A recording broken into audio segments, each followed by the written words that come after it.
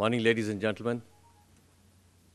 It gives me great pleasure to welcome you to this morning's seminar on network-centric warfare in the Indian context. The seminar is being organized jointly by the Centre for Land Warfare Studies and SP's Guide Publications. And we are grateful to our supporters, collaborators, SP Guide in this regard. This is not the first time that Clause has ventured into the subject of network-centric warfare. The first seminar on this was held about, if I remember right, about 3.5 years ago, and we have an edited publication of the papers presented at that seminar. Some of you might have seen this outside while having coffee among the Clause publications. What is network-centric warfare? We have a galaxy of speakers to deliberate on that. But is it evolutionary or is it revolutionary, as many have claimed? What is its relevance in the Indian context? These are some of the issues that the speakers today will address. So I shall not take any more time at this stage to offer my views on the subject. We are fortunate today to have Dr. Saraswat, Scientific Advisor to the Raksha Mantri and the Director General of DRDO, to deliver the keynote address. Dr. Saraswat is well known to all of you present in the audience today. He has had a very distinguished career in the DRDO, particularly in the field of missiles. And he has been at the helm of affairs in the development, in particular, of the Prithvi series of missiles, Prithvi 1, Prithvi 2, Dhanush, and so on.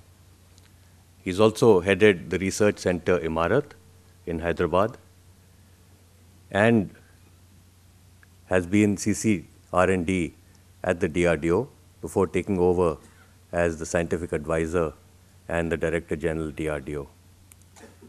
The detailed CV has been circulated, so I shall not read it out, but we are very grateful to you, sir, for sparing your time this morning to join us to deliver the keynote address. Ladies and gentlemen, over to Dr. Saraswat.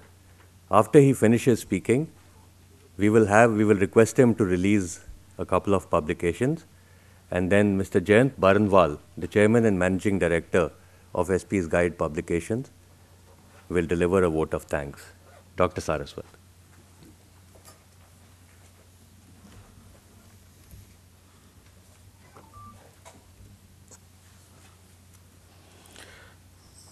Very good morning. Dignitaries on the dais, off the dais, distinguished participants to this important seminar on network-centric warfare. I have been privy to a lot of developments in this particular field with respect to technologies, with respect to the policies, doctrines, and also the point which Kamal has talked about, whether it is revolutionary or evolutionary. These are all debates which go on. But the fact is that with the advent of microelectronics, information technology, and the various, I would say, advancements which have taken place in the electronics as a whole, there is an era of technology which has driven a different dictum of warfare, and that is going to be enabled by network-centricness. So I thought I'll give you my views. My views are those views which are published. There is nothing personal about these views, but certainly there are issues which would be related to whether the network-centric warfare is an enabler or it is the whole in itself. That point I would request the audience to debate at some point in time. So if we look at network-centric warfare, the direction which it has followed, it's a key enabling concept that underpins the country's future operations. We have joint operations, independent operations, and obviously the point which we keep talking of, interoperability all along. But it does not dictate how the military intends to fight, but actually it gives you what is that we are going to do under different situations. So NCW capability will provide the means for transition from a network force, aware force, to a completely seamless network enabled information force. And if you see on this slide, you can see how the growth has taken place. In the 70s, we have the computers and the systems, which were basically the systems as a whole. Then we build system of systems, and then we build platforms, whether aircraft, submarine, or the ships or whatever. And now we have, through an information grid, all these aircrafts, all these platforms completely integrated, forming a network-centric operations and awareness platform. So we have, what is the response of the NCW? Actually, if you look at, as I was mentioning earlier, it translates an information advantage into a decisive war fighting advantage. And this advantage is enabled by the robust networking of all the well-informed, geographically dispersed forces. These are basically characterized, all of you are aware of this, by shared battle awareness and shared knowledge of the commander's intent, self-synchronization, speed of command, and rapid knockout capability. And certainly it gives you a lot of war fighting advantage, because it exploits behavioral changes in new doctrine to enable self-synchronization, speed of command, and finally increase combat power. Basically, it is fought in three domains, that is the information domain, the physical domain, and the cognitive domain. And each domain you will be able to have an interaction, and finally it leads to the mission effectiveness improvement through the shared information and the shared resources and the shared sensor fusion which takes place along the path. So basically, if you look at the network-centric warfare, it is based upon a kind of a network which is important for its efficiency.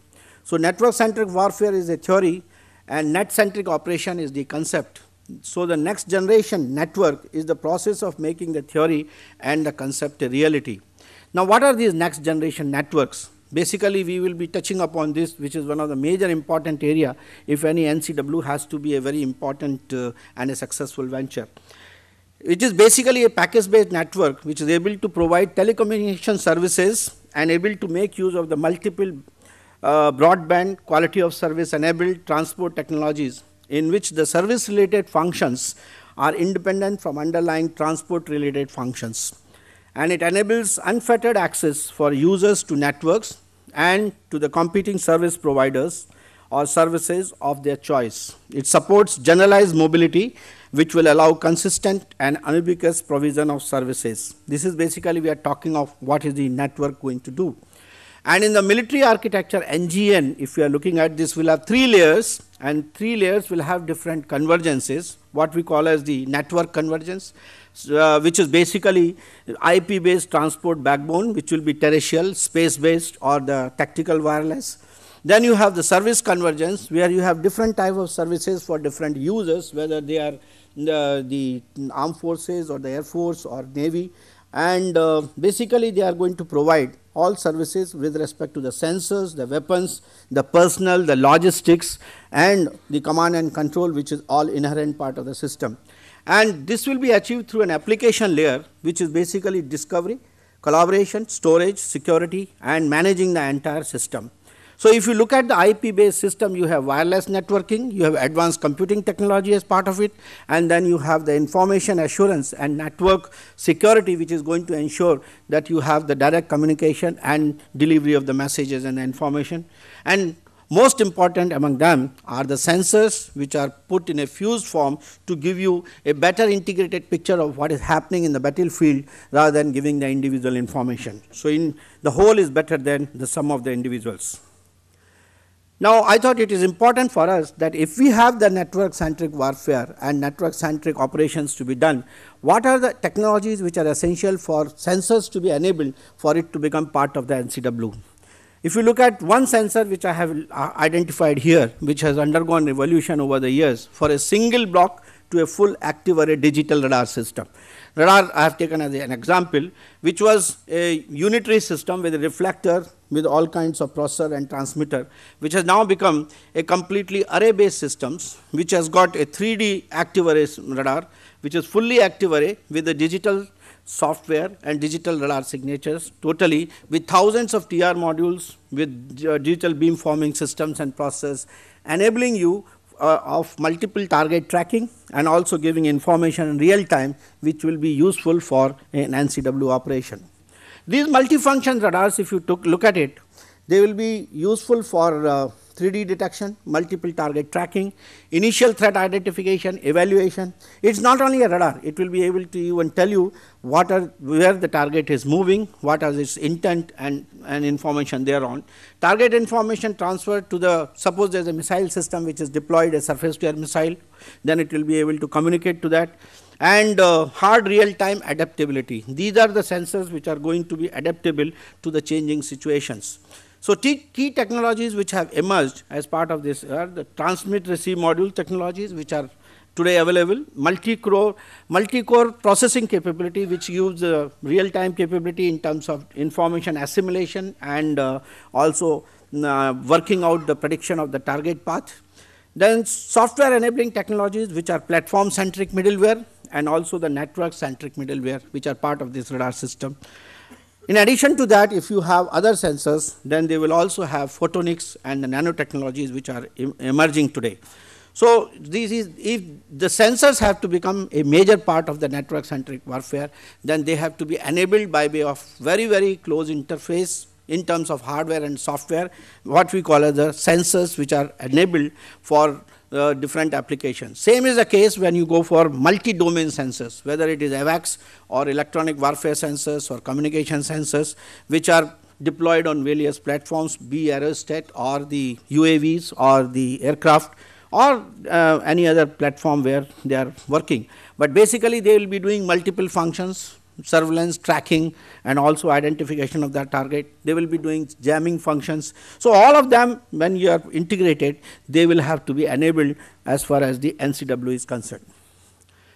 Once you look at the sensor, there is a requirement to fuse the information. So, information fuser for situation awareness and threat assessment becomes another very important element of the NCW.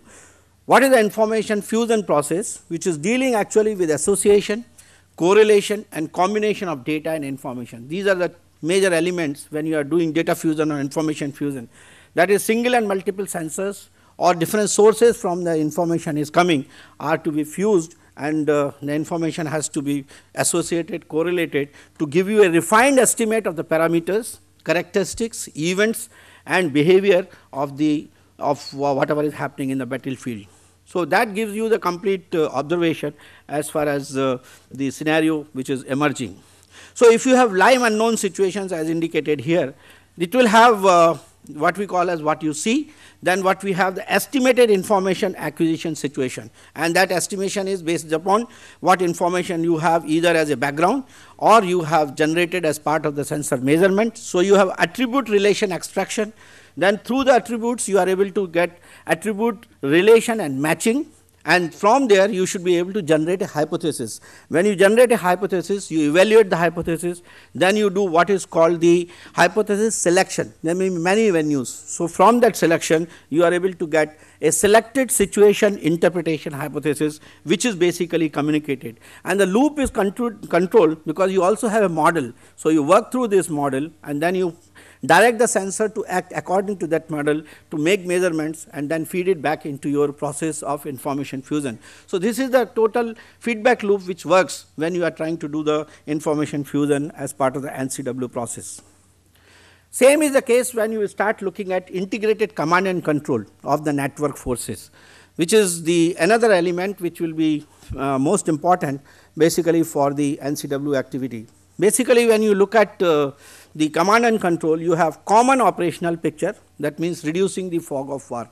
There are no uncertainty in that place because all the commanders, all the decision makers are looking at a complete picture which is similar. Then you have we are sharing with the others in that complete situation. So, it certainly increases the abilities of the commander, subordinate commanders and the individual war fighters at all different levels. So, and basically because you have the shared information, the cognitive loading which normally takes place, where you start predicting, you start assimilating and trying to make what we call conjectures, that gets reduced and when you are developing this kind of a shared association. Then the commander's intent, which is increased through the shared situational understanding and enhanced by the capabilities of real-time collaboration. When we talk of self-synchronization and collaboration is one of the major elements, because you are now in a position to have in real time what is happening at other places, so you can synchronize actions and your thoughts. Enhanced, obviously all this will lead to enhanced decision making process, which is better speed and better decisions. And finally, in a war, all of you are aware of that, with all this you will have a better increased tactical agility and obviously the reduced risk. Now in these networks, the base thing which is happening is the IP as a core, which provides authorized users with a seamless, secure and interconnected information environment, meeting real time and near real time needs in NCW. If you see IP of a next generation network, it has got all sectors, starting from the satellite communication to the other wireless communication, cellular, mobility, transport, voice and media, all that are integrated through an IP network. And if you look at the wireless scenario which is at different layers, which is at the space layer, the air layer, the ground fixed and the ground mobile, which is with the weapons data link, which also fixed land assets, then surface ships and mobile land assets, all integrated, whether it is the UAV based sensors or the UGV based systems. Actually, even a handheld manpack can be integrated through this kind of a wireless scenario today. That is the way the technology is going to be used if you are looking at the NCW in its totality. Towards that, you have the major thing which is emerging is the integration of all these resources. All of you are aware of that today the complete integration has taken place in terms of 1G, 2G, 3G and now 3G plus, and the cellular system which is in a different WLAN and WiMAX, all going in a different form, are integrating in the form of 4G. So their data, voice, media and video, everything is going to be on a single integrated standard, which will give you high data rate, and more than anything else, it will give you very high level of interoperability, and it will also give you integration with the legacy systems. In this, the two things which are emerging for the and which are going to become a major important element of the network will be the software defined radio. The next generation military network will be working on software defined radio platform, which common radio across all platform types, and it will enable integration of future capabilities such as virtual radios. Basically, in the case of a software defined radio, we have got multiple radio platforms which are waveform applications and high level of services which can be integrated through an application programming interface. Then you have an operating environment in that, and finally hardware abstraction layer, hardware interface definition which is integrated, and you have different waveforms for different components. So you have waveform component in different types which are working on different radio hardware. Now there are lots of debate whether you should have a SCA architecture or you could have an ad hoc architecture which will be useful, but ultimately what is important is the waveform which is important for this kind of a software defined radio. And if you have to work on this, then it is important that we started looking at all the elements which are of legacy types as well as what we are going to have in future, otherwise you will be having difficulty. And most important thing is the security layers which are important for this have to be embedded at the hardware as well as the software types. So those have to be part of the system. All of you are aware of what are the basic advantages of SDR, which will it will give you dynamic switching, it will give you spectrum management, it will also bring in at a later stage when it becomes a cognitive radio a lot of intelligence in this, which is the cognitive radio, and the requirements of this will be it will coexist with the legacy systems. It will also have optimal utilization of the spectrum resources, which is one of the main thing which is causing concern for all of us today, and it does not interfere within them. The radio properties will be, it will have technology that listens the spectrum, and knowledge of primary user spectrum uses as a function of location and time it will be able to have, and it will have rules of sharing the available resources, that is in terms of time, frequency and space, and embedded intelligence to determine optimal transmission, bandwidth, latency of information and quality of service based on primary users' behavior. that can be integrated in all forms, whether it is high-speed optical link or high-speed microwave link. All of them can be part of the cognitive radio in the future. There is a lot of work which is required to be done if you want to make sure that the software-defined radio turns into a cognitive radio. In the NCW, the main thing which is going to happen is the mobile ad hoc networks, which will also form part of the NCW's major, I would say, grid. That is basically a self-configuring network of mobile devices with wireless links. And these devices are free to move independently and form a wireless ad hoc network whose topology can change depending upon the war scenario, depending upon the requirement of the troops as they are moving. And communication happens to the multi-hop, because you may not have a direct line of sight to your ultimate object. So it will have communication happens through a multi-hop manner, and it will require nodes to have routing capabilities, and the infrastructure will be what has been originally planned. So it has to be done ad hoc manner through I would say in a dynamic situation. This is what is shown in the graph, a example of the MNet, where A to B you can go in a different forms. The main backbone of this is going to be the satellite technology of the future. What you have in the satellite technology today is the different kind of thing. In fact, yesterday when we were discussing how to use the present 6A, which is becoming one of the major satellite available, with the 6A being designed basically for the civilian application, you find that if it has to tomorrow perform the functions of a military application, you need to have a different kind of an approach. And that approach will be is what I have identified. The satellites in general are becoming more capable. They are not going to be very limited in terms of transmission. Even though you may be able to put a large power transponder, it does not give you the capability unless you have on both sides up and down link a high data capability. With the electronically formed beams, the beam patterns can be reformed on command to respond to the needs of different times of the day or a changing requirement that emerge in response to the market demand. Today you have fixed beams. Tomorrow you will be able to have the beams which are switchable and able to scan the different regions depending upon the requirements. So dynamic beam management, advanced antenna systems, more efficient use of the power, and turbo coding, which will become the part of the future satellite systems, and many modems which will be of the advanced type. And basically in terms of satellite technology, they have to be with more integrated electronics and advanced materials, which will make the system of unfurling the antenna lighter and giving you better visibility. Certainly we can't miss out one of the major platform, that is the underwater platform. Underwater platform is very important in all the tomorrow's warfare, and communication underwater has become a major problem. The VLF and the ELF technologies which are there, they have limited bandwidth in terms of data transmission, and in fact some of them are simplex. So in a situation like that, one has to start looking at what is our main communication link with this. So the survivability of the modern nuclear powered submarines capable to carry nuclear warheads depends upon how we are in a position to communicate with them. So real time communication using VLF, ELF is having its limitations as indicated here. So we have to work on blue green laser, which is a particular wavelength in which we have a penetration to almost 300 meters into the sea, and which can also be in the form of a high bandwidth, high data rate kind of capability. So this is going to be the main source of network centricity for underwater objects.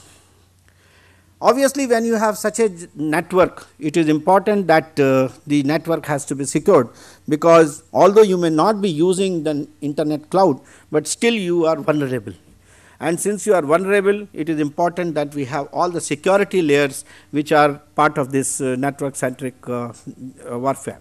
Now, what are these security layers? You have security layers which are the application security, services security, and the infrastructure security. At each layer there are the three planes like end user security plane, and the control signaling security plane, and the management security plane. They are vulnerabilities. All of them have vulnerability of different types. They can exist in planes as well as in the layers.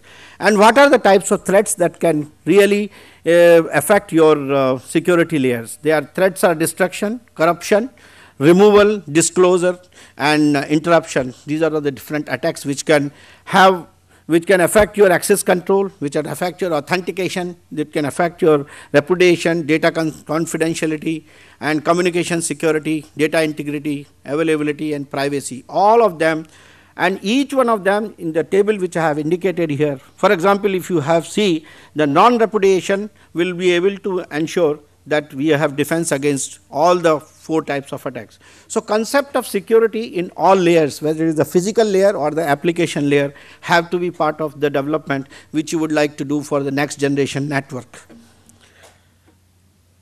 The point which I started before, when I started the talk, is very relevant here. A lot of people are thinking that NCW has become as if an elixir in itself. It is, and because of that, a tactical force multiplier has become a strategic force enabler, and as a result, the center of gravity of the warfare is going to be the NCW.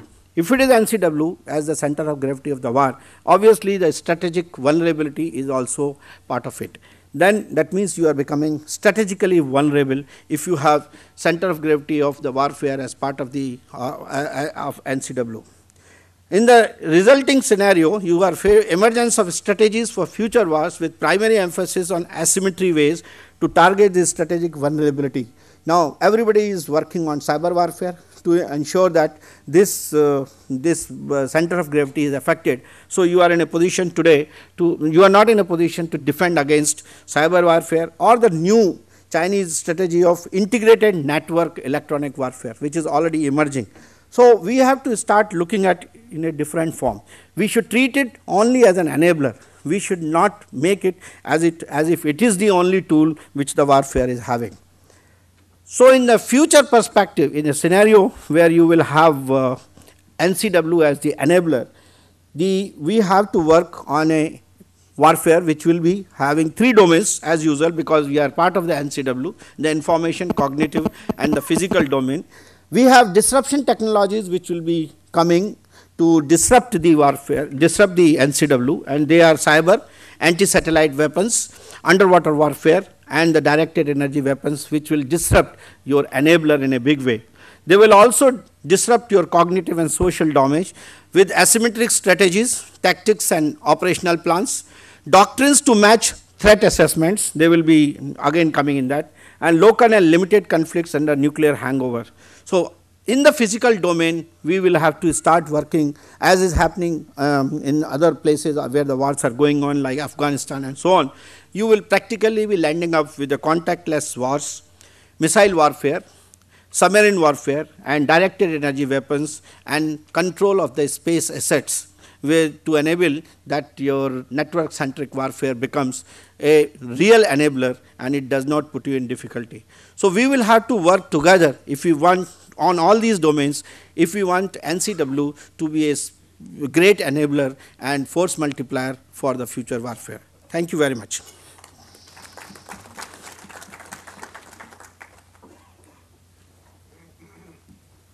Should I put the release?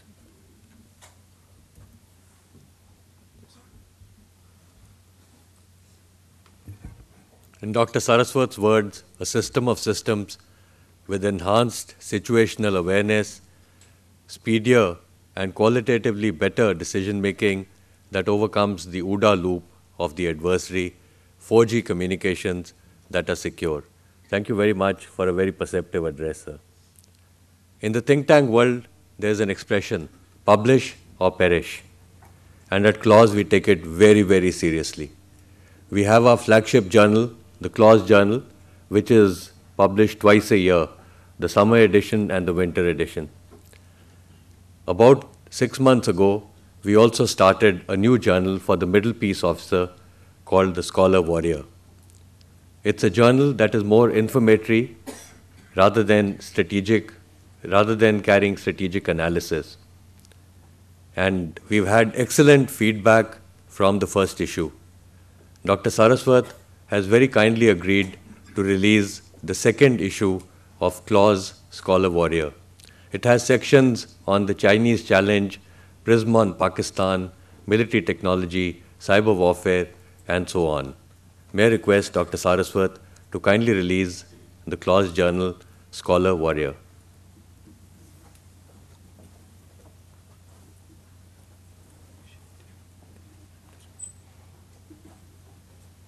Gupta, Aditi and Rohit, please come up. The editors.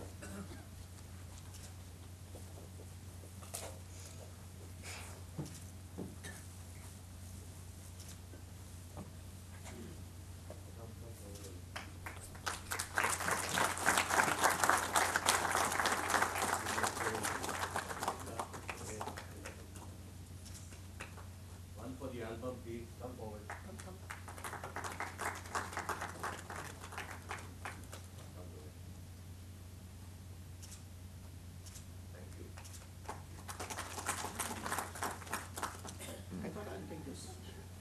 On this occasion, we also have another release of a journal called MAI, published by our collaborators for the seminar, SP's Guide Publications. SPs have been in the defense publication business for a very long time. I first known them probably 15 years ago, if not 20, for their annual book, called the SP's Yearbook. And now, of course, they come out with a galaxy of publications. I'm sure you've seen all of them on the stand outside. The MAI.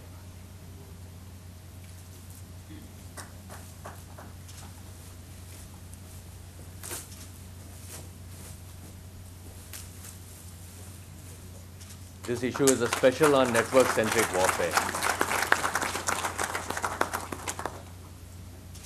And may I request Jayant to propose a vote of thanks.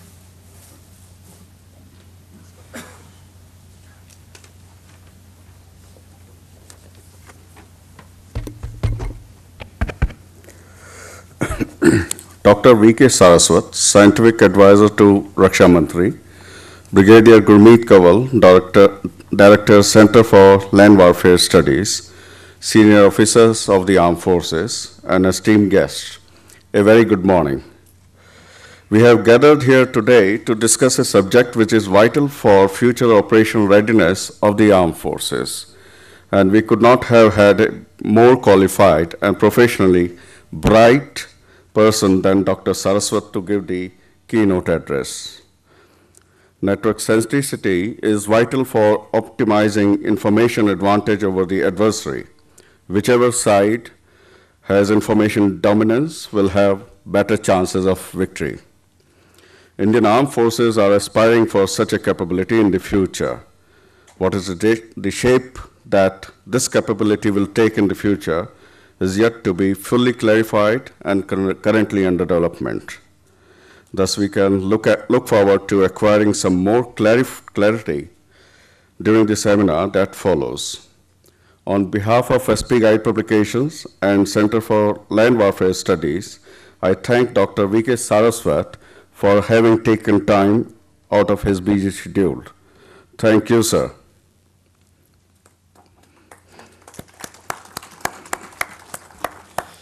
We sincerely appreciate cooperation and support of Claus and Brigadier Gurmeet Kanwal, indeed, for enabling this seminar, sir. Thank you very much.